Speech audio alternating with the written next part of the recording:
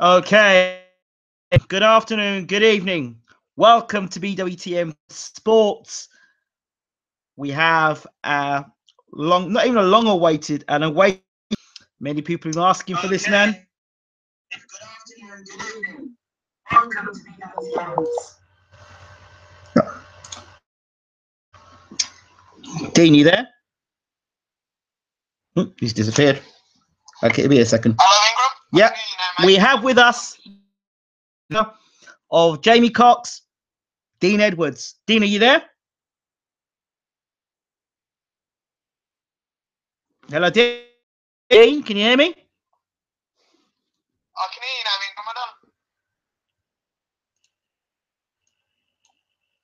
Ingram. Hello, I can hear you, mate. How are you? Yeah, I'm not too bad, thank you, Ingram. Yourself? I'm fantastic. I'm great.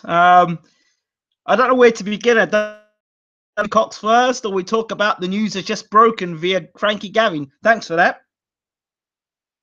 Yeah, well, you're welcome, Ingram. I always said that, listen, I've known you a long time, and anything that we can drop to you first, we'll try and drop to you, mate.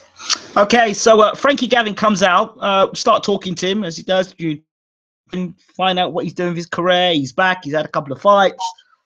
And then we talk about the situation with him being a welterweight. That, first of all, he down to like welter. He says that the go ahead. Explain to me the story of that.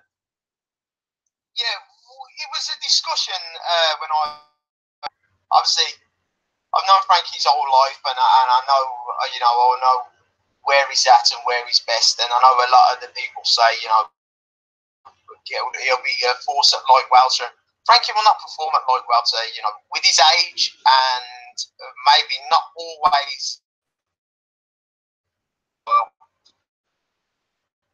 So, I know other people and that have said, we look even at like middle. I've said I'm adamant that I can have Frankie strong, in fantastic condition and shape, and back performing he ever has as a welterweight, and that's where he will be.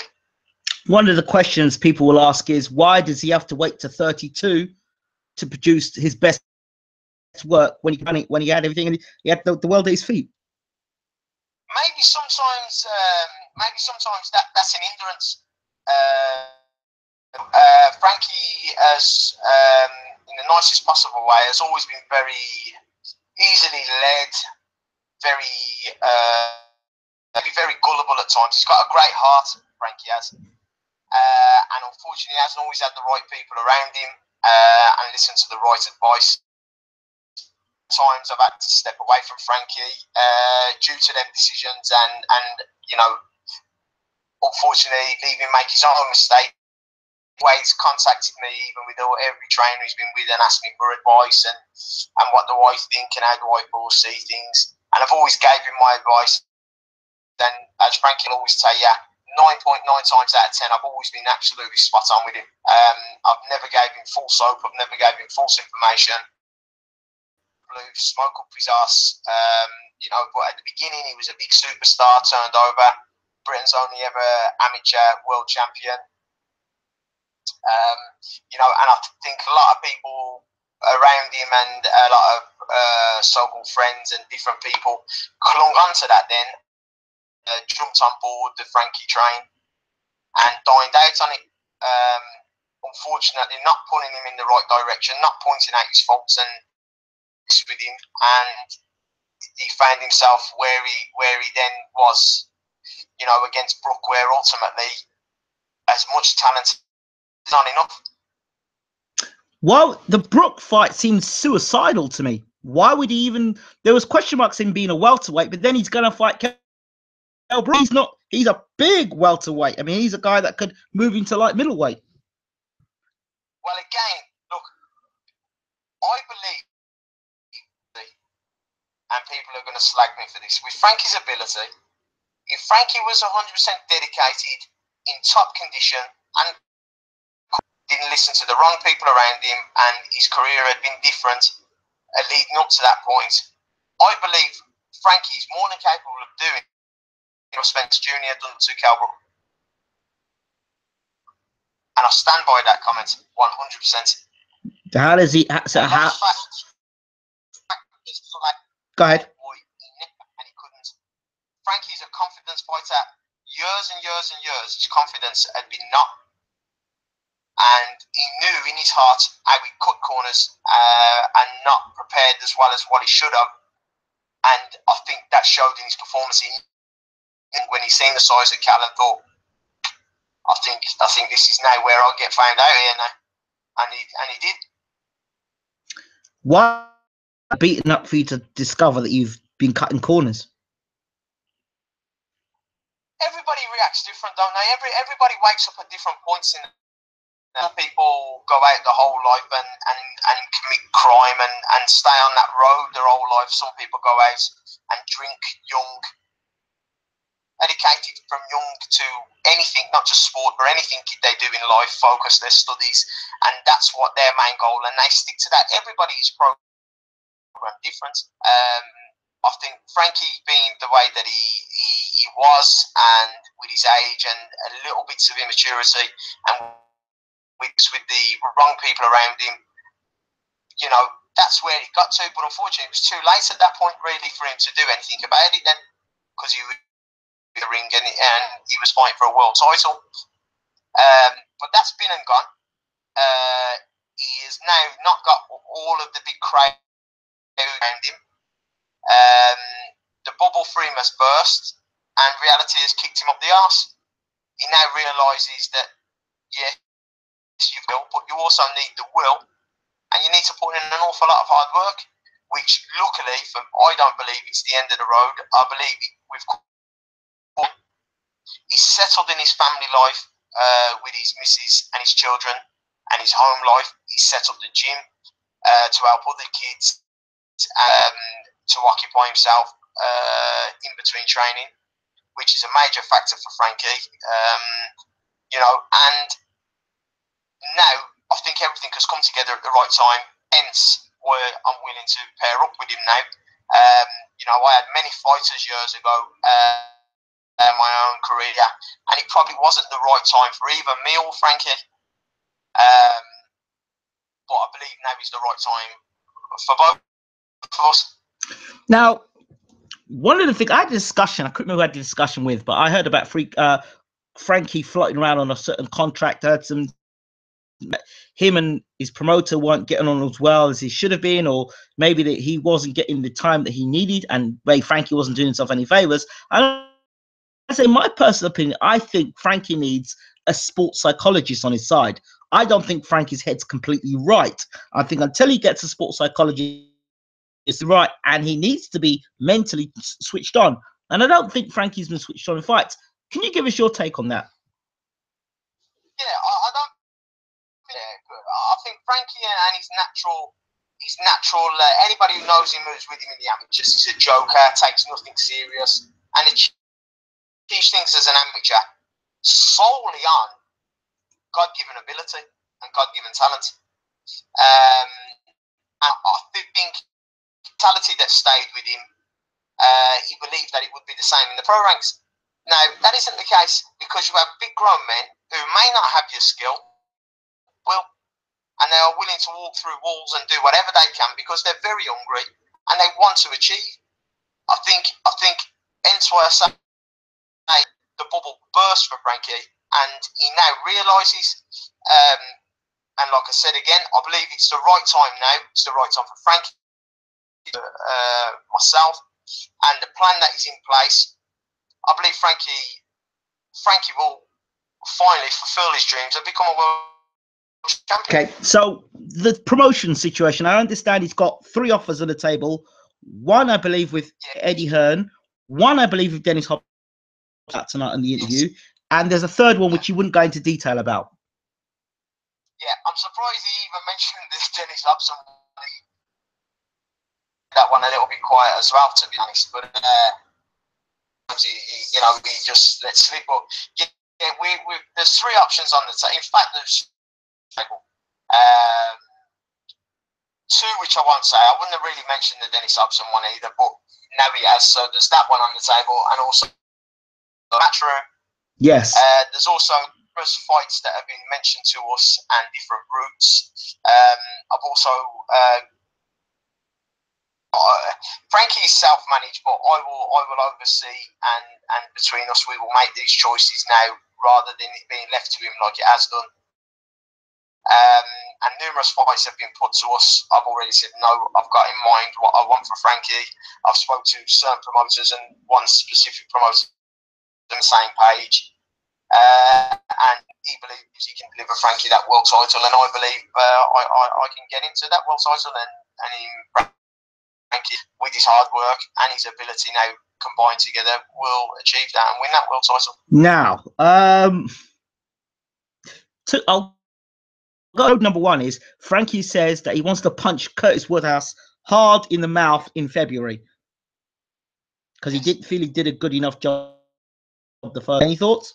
Well, I don't believe he did do a convincing job the first time, as he did in many fights. But again, I'm not going over old ground.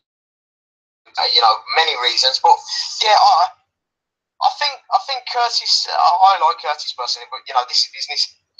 It's a fight. I think Curtis is on the comeback trail and wants a couple of big fights.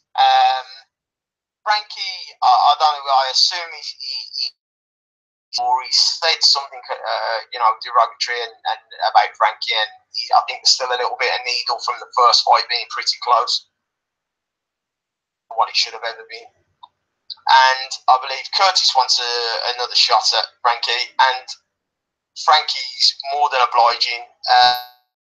He wants to, I suppose, Curtis being a former British champion, regards to Frankie's last two opponents, would be a step up from that and another, and put something from old to bed and finally be done with before he moves on then. But ultimately, like I said, I did maybe 3 fights, even if that includes the Woodhouse fight, if that can be done before he fights or he. One of the other fights that I kind of threw up to him was Amir Khan. Well, I don't know what to say on this. I heard one of the things was he was for Khan's comeback.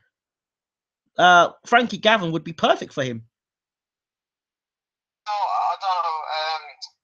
I've got to be careful here what I say, Ingram. Surprise, surprise. Okay,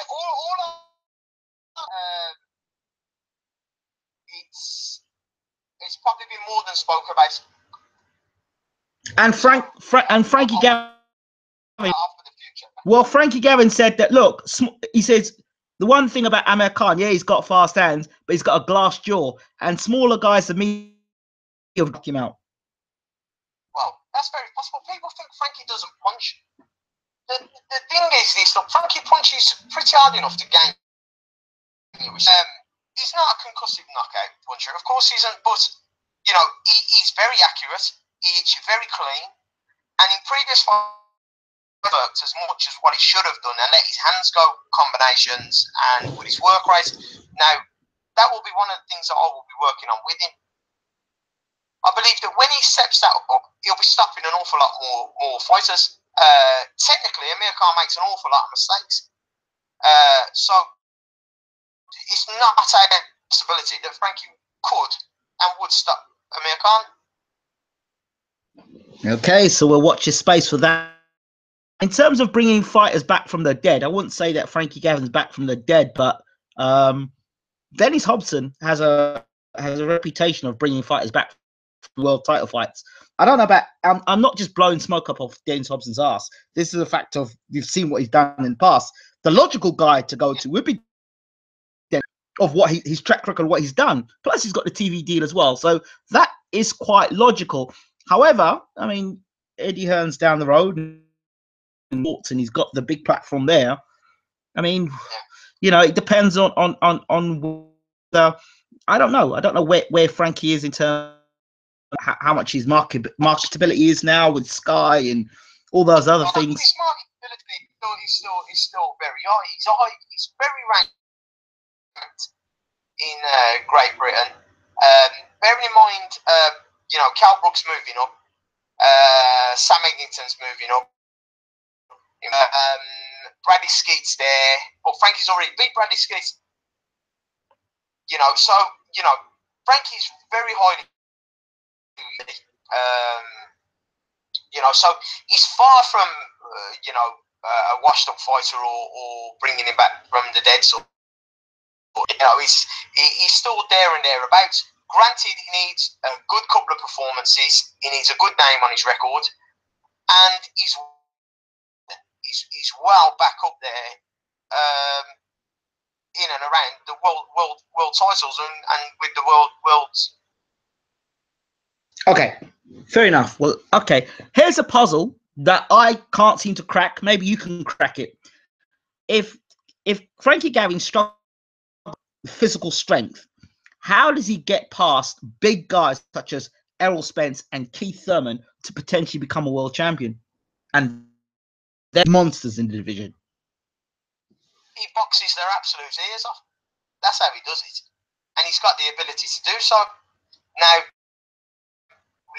about the Calbrook fight and other fights, again, without going over old ground. Yep. Mentally, he wasn't in the best place. And he was just trying to kid himself and kid everybody else and try to cute his way through on ability. On ability at world level. You've got to have more than that. Now, luckily, Frankie has got more. He's got more than ability. Now he's in the right. I believe he's going to have the right team around him, including his strength, conditioning, nutrition, and everything, to be able to equal and match his God-given ability and his boxing brain, which is second to none in the whole world, not just in Britain. In the world, his boxing brain is phenomenal, same as his boxing history. It really is phenomenal. I believe now with the team and where he's at personally in his life and mentally, he's now capable and will be of achieving what he should have achieved a long time ago. Enough. Let's move on. Another one of your fighters. We'll talk about Jamie Cox in a moment. We'll try to hold that back a second. Let's talk about Sam Sheedy versus Liam Cameron. Win the title. You did, and I was concerned when I was at the press conference, the final press conference, and I saw something in Liam that I'd only seen once before, and that's covering a lot of boxing. Is when I saw Carl Froch in the flesh, and I saw his eyes before he went to. And when I saw Liam Cameron at the press conference, I saw him keep looking at the world title of the Commonwealth title in the press conference, and then I did the interview with him, and I looked into all that same steely eyes. I said to him, "You see, there's something about you." And I saw it in his eyes, and I could see he had something there. And I looked at Sheedy's eyes, and I looked back at Cameron. I thought, this guy is dangerous. If he's done the weight right, he's going to be very dangerous come fight night. And we saw it. What? See that? Go ahead. Yeah, Cameron had done an awful lot. Pretty much now what Frankie Gavin's going to be doing. Obviously, no disrespect to Cameron, but you know, Frankie boxing abilities, he's phenomenal. Mm-hmm. But Cameron had done an awful lot, including nutrition and training, things he'd never done before. He prepared correctly, and I'd seen him in the gym, and I knew that he had this steely determination, and he was leaving no stone unturned. And it showed, and I said that, you know, if he gets behind that jab, double jab, doesn't allow Sheedy to faff around and box on the outside and skip and dance and move about and to him, roughed him up, he'd end up stopping him, and he did exactly that. It was an absolute cracking fight. Did you see it? All of it. I've heard about it, and I've caught little glimpses here and there. I've been pretty busy, but I haven't got to see it. I've heard a lot about it. Barnstormer of a fight. Sheedy came out throwing bombs left, right, and center. Cameron tucked up. Cameron then Sheedy up, dropped him with a body shot. Sheedy got off the deck, came for him, got dropped again. He must have got dropped about 3 times in I think the second or third round with body shots. It was a point in the fight. He looked like he was going to turn around and almost stop Liam Cameron. It looked like that. But Cameron just tucked up. His defense was tight. Sheedy kept catching on and gloves, and then Cameron came out and finished Sheedy off. It was an amazing atmosphere and an amazing night of boxing. Yeah, it was good to see, and I heard that, and you know, it's nice to see, isn't it? Sometimes get the and a little bit of a platform that they deserved and the fight deserved, and it got it, and it lived up to expectations. It did. And now, so retire from boxing. I don't know if it's an emotional snap decision because he's lost his title and he's so hurt, like not just physically but emotionally, or it's sad to hear because he's a character in boxing.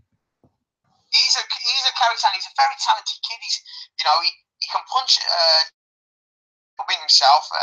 He's cute. He's got very good footwork, and it'll be a shame, but only he knows his own body. Only he knows or what's going on away from the gym or in his life, or if it isn't there no more for him, and the desire. So whatever happens with him and what's rash or he sticks to it, I wish him the very best. Okay.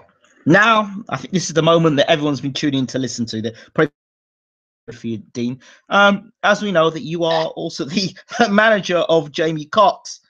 Unfortunately, your man wasn't successful. But we come back to what I spoke to you about in the pre-fight or the preview. We talked about two things: being defensive, responsible, and also talking about concentration when it comes to Jamie Cox. How many of those two things are contributing walking onto an absolutely fabulous body shot from George Groves? Well, there's not how many factors that was. That was the factor. I think with Jamie, he wears his heart on his sleeve, and you couldn't ask more from any fighter than what Jamie will give you in the gym, in a fight, as a person, loyalty, everything. You couldn't ask for more. He gives. He's number one. He's fantastic, and I can't speak highly enough of him. Jamie's got this thing in him that, as Johnny's trainer always said, but if you take it out of Jamie, you take Jamie Cox, got this instinct where he just wants to get into you and be exciting and and he was doing exactly that, wasn't he? He was ahead on all the scorecards, the official scorecards, not my scorecards. On the he was ahead. He was winning the fight. George was marking up pretty badly under his thigh, little graze on his left thigh, pretty bad bruising on his forehead, and was starting to blow a little bit. It's forcing him back. Jamie had actually caught him in the first round, and again in the second round. And I don't know if people are aware or their mind. And Steve Gray, the referee, said afterwards, Jamie actually buzzed George pretty badly, and George tried to hold on for dear life to the point where he tried to separate, and George was a little bit unsteady, and he held on and he didn't break when he was supposed to. And Steve Gray gave him a bit. But he weathered the storm. He took it well, and to be honest, he showed he was world class, didn't he? Jamie. George's power clean to the chin pretty early, and in the post-fight press conference, George says that he's hit 5 shots and less shots and knocked him out, and Jamie was very physically strong and was very tough, and I quote in his own words, he had to change it up, and he did exactly that. Then he then I think that maybe been Jamie's downfall because George, he felt he could have walked through George's headshots all night. When he got a little bit reckless, a bit too much, and obviously George found that perfect body. Jamie had tagged him with a lead right hook seconds before, as George edged back towards the ropes. Jamie sort of momentarily faint as if he's going to throw a jab. But George, very cute, read it perfectly that he was going to throw a big hook instead, expecting George to drop his hand across himself to parry the jab. But he never. He over-exaggerated the tight left his head to block the hook and turn his body away and disguised what he was going to do with the right uppercut. And it was absolutely a world-class body shot. Heavyweight in the world enough. The sound of it and the accuracy and how he rotated into it was unbelievable. Absolutely unbelievable. You know, that was all she wrote. He said George Groves did a lot of things wrong and a few things right. He did the right thing at the right moment, which resulted. And in boxing, it only takes one punch. You've heard it so many times. When I talk about being defensively irresponsible, I talk about when you watch all these fighters have these knockout reels and they're unbeaten and knock all these guys out, they're not getting punched back. Not like that. And then they meet a guy that actually can punch hard and can switch it up at the elite level. One mistake, and you know one mistake. The mistake was that George hit Jamie very early and very hard. First times, including a big right uppercut on the chin, and it had no effect on Jamie. And I think from that, you can't hurt me now. You know, I've took your best shots. You know, I think Jamie built George up to be a much bigger puncher. And then when he felt his power early, he thought, and it played then obviously detrimental too. He started jumping in a little bit in the third round, and then the fourth round when obviously the knockdown came. But you know, if people listen to the fight corner and John's tactics was spot on. John kept calling him, and for 10 and a half, 11 weeks, John had been saying he's going to counter with the real back straight right hand that he grows with, and he watches right uppercut, because we've watched him against Dennis Dublin, and it was the right uppercut he started to. It was the right uppercut he started to find a little bit of success with. So we said that's what he's going to work on. And in the second round, John was talking to Jamie and he said, listen, you're now starting to get a little bit too reckless. Don't go yet. It's not time to go yet. The game plan was to go after 6, really force the pace then at 6, 7 rounds onwards and go for the stoppage. So John was telling him, don't go yet, Jamie. You know, it's not time yet. Don't go. He said he's trying to counter you with the right uppercut. And in the second round, you'll be able to hear in the corner, the camera's there and the microphone's there, and you hear him saying, what is he trying? And Jamie says, the right uppercut. He says, exactly, we've worked on it. Watch the right uppercut. And then in the third round, Jamie rushed in and hit him with a right uppercut that really would have knocked anybody else out, I'd say. But it didn't have no effect on Jamie. And George says, as I say in the post-fight press conference, that he had to mix it up. And that's what he done. So he then decided to he caught Jamie a little bit momentarily before that with a couple of good slugging body shots, and then he found that absolute peach of a shot, and he's, you know, it was world class. It was a world class punch. Ingram, there's nothing that could be done, no complaints about it, and that's the price you pay. So, in your opinion, after this, is Jamie Cox a world class operator? Is he a European class operator? Was big for him? In my opinion, and it's going to be a biased opinion, I think he showed the class. If he can, you know, he's now got the experience, and as much as he's told, he now himself that lack of concentration or that little bit of over eagerness, even if you feel they can't hurt you, can work against you. So it's all right being told it. Now he's experienced it. So now he's got that. He's got that at world level. He's the stage. Yeah, I doubt he'll fight on a bigger stage than that, even for a world title in the future. So it's all experience and ticking the right boxes. It's all positive. Groves, in his opinion, he thinks Jamie Cox is world class. He called him world class. He said he doesn't know whether he's a world class super middle, world class middleweight. He just felt that on the night, the size, he was much bigger than him, even though Jamie was very strong and was walking through his punches. So George Groves thinks that he's world class as well. Okay, we've got people in the room, so I'm going to bring the people. And first person, I'll say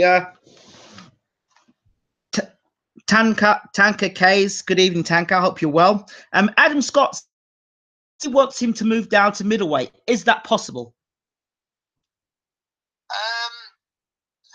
It's something that can be looked at. The thing is you know, if Jamie can operate and be as strong as he was against George and have that same power at middleweight, then he genuinely is a very, very dangerous fighter, and he will, you know, there's some big fights out there for him, and without a doubt, he'll win a world title. We're yet to see that, and it's something that can be explored. That's throughout camp. That's down to John and Desi's nutritionists and Jamie, and they'll sit down and they'll discuss that, and they'll have a look at it. And if it is an option and it's viable, and he can still perform best, then that's what will happen. Yeah. Well, both of his, Eddie Hearn and Barry Hearn have both said they want him down at middleweight. Is it down to, or is it down to the fighter? I can say, you know, I can say I don't know. I want to win the lottery. Does it mean I'm going to win the lottery? Of course. Listen, it's only what you want, but if it's not, so the only people that are is firstly John, his trainer, along with Jamie, with the input of the rest of the team, and if it's viable and it's possible and he can operate, because what's the point? It's an old-fashioned breeder, you know, from the amateurs. Get your weight down, son. You get in the gym, your old amateur, get your weight down. They want to pull you down to your very minimum and that. But if you can't operate or you know, you're going to be an hindrance to yourself and your health's at risk, then it doesn't make no sense. But, you know, of course it's an option that needs to be looked over, explored in depth, and, you know, if it can be done, it will be done. Cleared that up. Wayne Lovett says, he continues by saying, a chat with a good nutritionist will help. For Jamie Cox to move down to middleweight. He doesn't need a good he's already got a very good nutritionist. Jamie Cox makes super middleweight very nicely. He had breakfast. He had nothing on him. He was shredded and in absolutely fantastic shape. You know, Jamie's thick, set, neck, back, waist, his arse, his legs. He's just naturally very thick, set, very wide. So, you know, there's not with Jamie's training or with Jamie's nutrition or anything like that. Jamie's doesn't, you know, he doesn't eat rubbish anyway or let himself get out of shape. Regarding the nutrition, he's fine in that aspect. Obviously, if he's going to move down in weight, you know, things will need tweaking. So if he has porridge in the morning, he will only be able to have porridge with water, and, you know, lots of different things. But these are all things that we'll look at and will be and will be trialed. And if it can be done in the gym and he operates, then that's what will happen. It won't. What are the names that have been thrown at you at the moment in terms of fights that he could potentially have? Because I've seen a few Twitter talk back and forth about certain fighters that Jamie now that he's out of the tournament. Well, the list is endless, isn't it? The list is endless for fighters he could fight. I'll ask you, who do you think? At middleweight or super middleweight? Well, you tell me. You tell me both. touch on regarding what fighters or what there is a plan in place.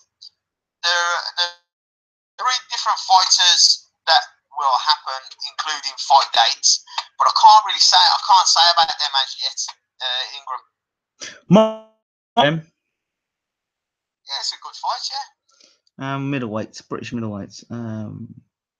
Adam Etches, is he middleweight? Yeah, I don't see that as a good fight, to be honest. But I know you don't, but I heard that was a name that was brought up. Adam Etches. I don't know why he was a name that was brought up. What about the Commonwealth champion Liam Cameron at middleweight? You ask Liam Cameron. I don't think that's a fight that. I don't think that's a viable fight, to be honest, mate. No. You don't think it's a viable fight? Billy Joe Saunders at middleweight? Who, sorry? Billy Joe Saunders at middleweight.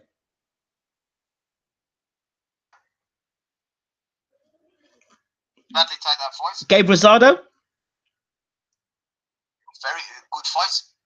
Very entertaining for the fans, wouldn't it? With the Gabe's style and gaming style. Spike O'Sullivan. Yeah, come on, Spike O'Sullivan, Jamie Cox, England v Ireland. What is the point of on the biggest stage? What is the point of fighting Spike O'Sullivan? Now, in my personal opinion, Jamie knocks Spike O'Sullivan out. Oh, well, I think it's a good fight. Spike will bring promotion. It's not if Jamie's fought on the big occasion and won. That I think that's different, but he's lost. He's been knocked out or stopped. So I mean, Spike O'Sullivan's had a couple of fights in the US. He had a fight the other night. Nice knockout win. Quickly, didn't they? Yeah, nice little win. Nice little win back in America. Yeah, Spike's fought. There's something on the table. But look, I should get into the promotional thing because I think I'd stand a good chance. Look, Spike has fought. I'll tell you what, though, you go broke in a month, No, using your money. I'm not using my money. I'm Al Heyman. I don't use my money. I use everyone else's money for it afterwards. Yeah. I've seen John Ryder's name being mentioned. Yes, John Ryder. Yeah, they're all fights champion. There's something meaningful on the line, and the money is right. Then any single name you've mentioned. I'm going to ask you a question here. Now, this sounds a bit far-fetched. How does Jamie Cox do against a Golovkin or Canelo? High end. Well, I know Jamie sparred Canelo for six weeks. Canelo sparred. Canelo raced Jamie. Yep. I think that's a great fight. It's from a fight fan point of view. Fantastic fight. Danny Jacobs. They're all great. They're all elite level great fights, aren't they? Yes. They're all elite level. From really, you'd want Jamie to come back have a fight of a decent level. At whatever weights that it will be. Show it.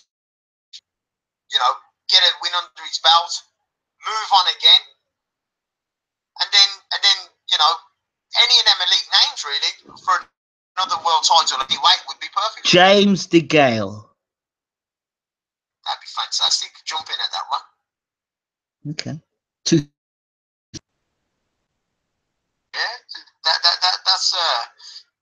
Yeah, that's very mouth-watering. Another. Yeah, I think it's a winnable fight for Cox. On the fact that if he can get James DeGale going backwards in a later stage of a fight, another guy who's not defensively responsible, guys there that are not defensively responsible. So I think it's a great fight between two guys that are going to go at one another. Great fight, I think. Fantastic fight. That'd be absolutely lovely. Okay. We've got fans in the room.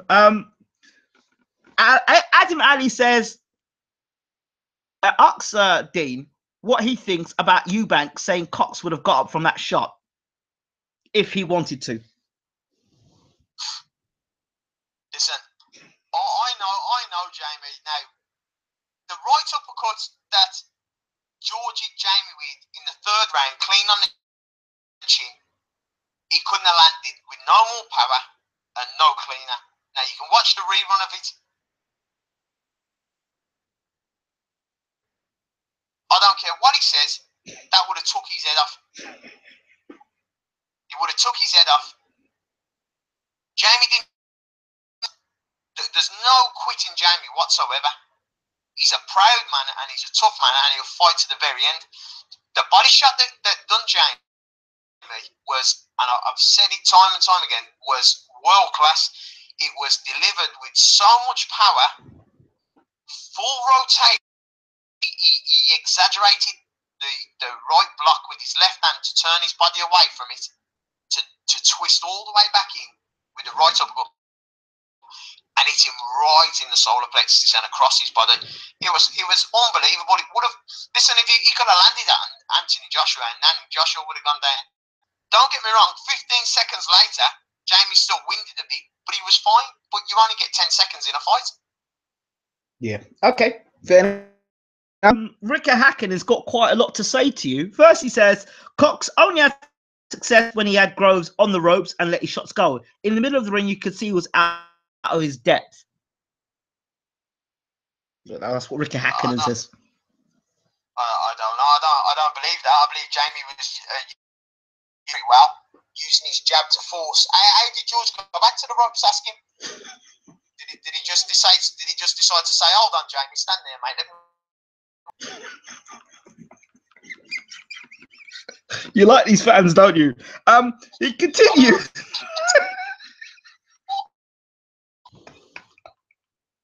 Okay. Ricker Hakkinen continues, or Raka Hakkinen continues, says, Ingram, can you ask how we can take when he's got eyebrows done and fake tans? My eyebrows are natural, but thank you very much. I take it that you like them. And regarding the fake tan, you must have seen me when a photo of me when I'm either in Spain or my daddy's anyway, so I'm pretty dark skinned anyway. So thank you, I like that. Does he want? I'll wear lipstick next. Oh, you gotta love the fans. Platinum Bridge says Platinum wasn't bad. Groves was just too good on timing. Yeah. Well, look, what can I say to that? He's not far off, is it? We tried. Jamie went a little bit hurt. Went a lot earlier than what John and what the game plan was. But did so because he felt George's power and George couldn't hurt him. But George is a world champion. George has been there. He's been on the receiving end of them little fake shots and being knocked out. And he's gained an awful lot of experience at an elite level. And he showed it. He was very cute. Not better than what we gave him credit for up close. And I've got no argument to that. I'll take my hat off to George Groves. He was a world class puncher and he's a world class fighter. Absolutely. Rekka Hakkinen responds and says to you that if you put a skirt on, you. Oh, thanks very much. I don't know how my wife will feel about that. You gotta love the fans. Okay, Dean, I'm gonna have to cut you short this evening, but is there anything else you got to update us with or any news before I cut you short tonight? Maybe next week or the week after, Ingram. I'll even just send you a message. You can put it on, again, thanks to the fans to get this in. Thanks to everybody who sent me messages after last time and have been sending me messages in the week. I appreciate all the kind messages and everybody's support and words. Thank you to the fans, even Mr. Rakkinen, for my compliments about my good looks, and and I appreciate to me, and hopefully I'll be back on again, and I'll have some more information regarding Frankie and promotional stuff as of probably next week, along with a proposed show, and we could have more information regarding Jamie within the next couple of weeks. So if time and we get back on or something, Ingram, we can maybe discuss that. Absolutely. If there's no hopefully, you will be back on the show, and certainly we'll be doing some videos as well, as some video footage. I think the fans would like that too. Well, Mr. Rackinen will love that. I'll make sure I've got my fancy skirt on for that. Always a bit of banter. We love a bit of banter. For people to follow you once again on Twitter. Yes, it's @boxing, and Instagram is also @_boxing Kutzman or boxing_. Okay, I'm gonna go. I'm gonna ask the question because he's a regular to the show, so just gotta ask the question. Is Cox too small for super middleweight? He weighed 144 pounds. Is Manny Pacquiao small for because he was a light flyweight? Great answer. Rika Hakkinen says, "You're such a tease, Dean." Follow me on Twitter and we'll have some banter. Okay, that's it. That's Dean Edwards there, the manager of Jamie Cox. And can I say you're the manager of Frankie Gavin or just the advisor? Okay, trainer Frankie Gavin. Yo, yeah. The trainer and manager, really, now, co-manager, yeah. Okay, that sounds fantastic. Dean Edwards, once again, thank you so much. Oh, final question to ask you. We're talking to Ian Lewison in about 3 minutes' time. Lewison versus Joyce, your thoughts? Very quickly. Great. First, Lewison can punch. I would go with Joyce because he's boxed at such an high level in the WSB, hasn't he? So, you know, you'd have to go with Joyce on the pedigree, but a very good fight, and credit to both of them for taking it. Okay. That is Dean Edwards giving us his lowdown on boxing, Jamie Cox, George Groves, Liam Cameron. Thanks again, Dean. Thank you, Ingram. Thank you, everybody. Take care. Thank you. That is Dean Edwards. And stay tuned. We've got live and exclusive next in about 3. Ian Lewis and talk about his crunch fight tomorrow night against Joe Joyce. We're going to keep them coming. Stay tuned.